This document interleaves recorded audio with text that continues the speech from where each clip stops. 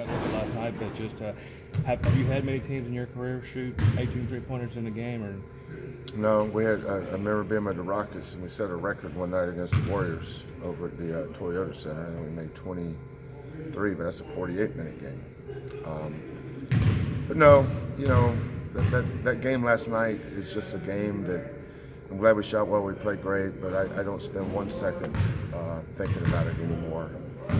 Very similar to Wichita State, very similar to Arkansas, Providence, Wake Forest. I don't spend time and it's really a waste of time even going back thinking about it. In basketball, you got to get ready for your next game. There's a whole platform of people that want to dissect the last game, and then I'm gone from that. As soon as the Arkansas game was over, I don't remember who we played next, but we went right to that. Same with Wichita State. We went to that. We're 13-3. We played 16 games, and every time we've either won or lost, it's the same thing. Just move on. I just spent 2 hours with our coaches this morning going over East Carolina. I don't think we even mentioned last night. You have to lose your sanity if you do that as a coach. You learned that years ago. Yeah, I mean we're in a conference. Everybody can beat you. Sometimes you have a perfect storm like last night, where one team's playing downhill and the other team's playing uphill. We all have that. I can go. Look at all the top teams in the nation. Who's it Michigan State just lost to? 2 weeks ago, they're the best team ever. They almost lost to Rutgers in overtime. It's basketball. It's not football.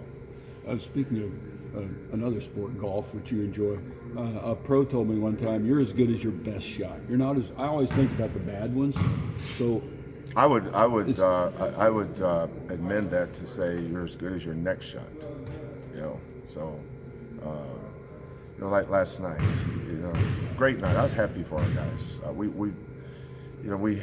went 3 days of two-a-days after that game up in Wichita. We had a week off, so I think a lot of that was pent-up emotions. They wanted to hit somebody. It's like football, your first football game.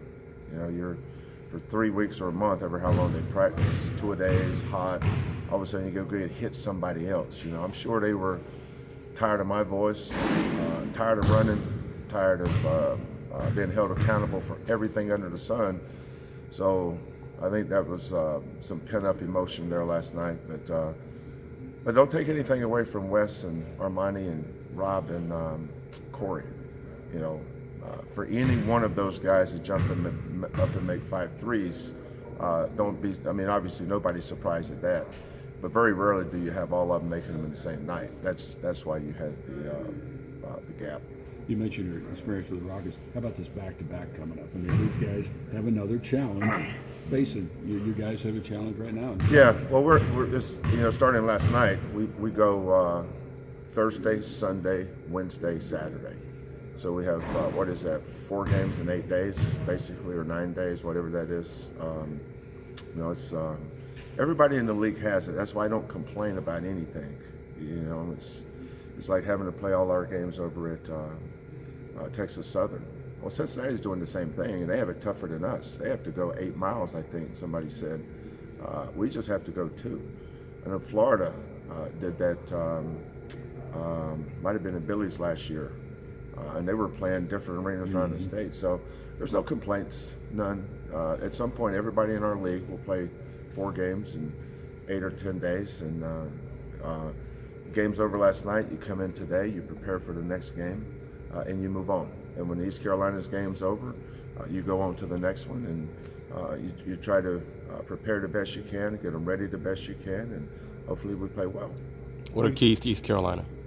I think the big thing for us is keeping the ball off the middle of the floor. Teams that are pick and roll teams are always better when you have 23 feet to go on both sides. We try to. We've been a good pick and roll defensive team this year for the most part because we try to keep the ball sided. Now, instead of and once we get it sided, we try not to let it back to the middle and that's a big part of our defensive success. So, but they're a good pick and roll team.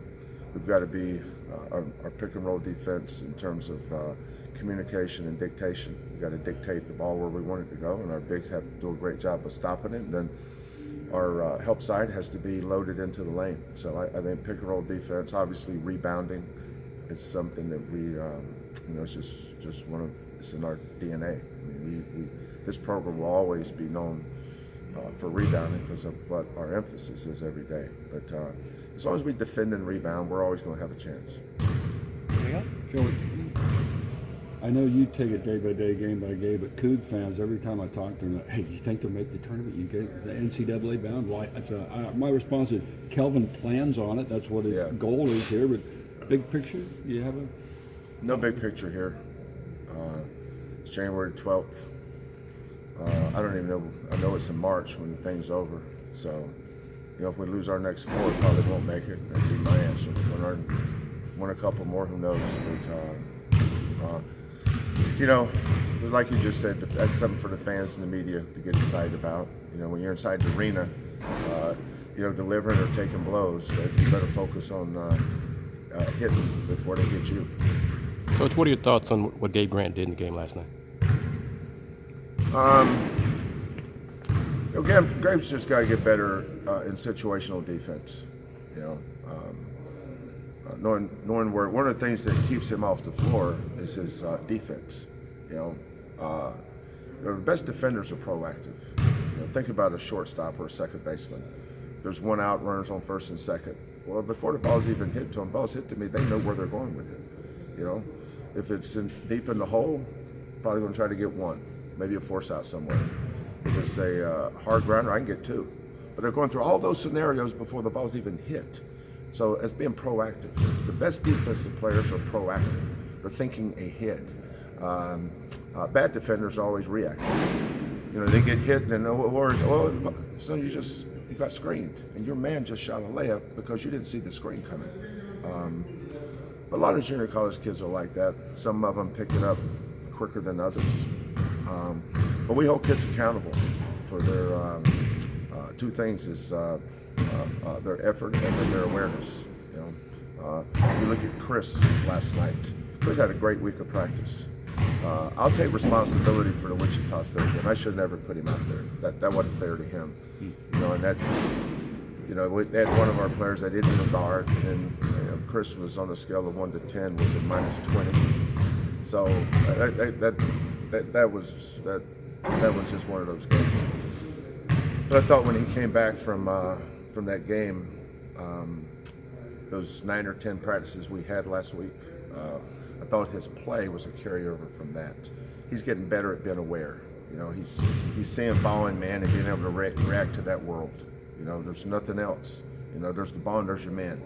You're either going to get screened, and the man's going to flash, ball's away, he's going to duck in. We go through all those scenarios with him. And but Chris didn't know any of that stuff. He had to start from scratch, but he's getting better and better. His best basketball, I think his biggest improvement will be the day this season ends to the day next season starts. I think that's when you'll see a really, really much better version of him. Right now, he's just ducking blows. Last night he didn't get hit. The game before he got knocked out. And we had to get a wheelbarrow and just get some shovels and he had an arm here, a leg here. He just got blown up. We just put him in the wheelbarrow and just wheeled him off. But you know what? Last night he left the game standing. He actually delivered some blows. So you take the good with the bad with a kid like him. He's not going to be good every night, but you just try to get him where he's aware and just continues to learn. That's a big deal. That's far more important than the stuff you were asking me a while ago. That's my world, is making sure each one of these kids get better individually. The big picture stuff is way too early for that. Thanks, Coach. Thank you very much. Thanks.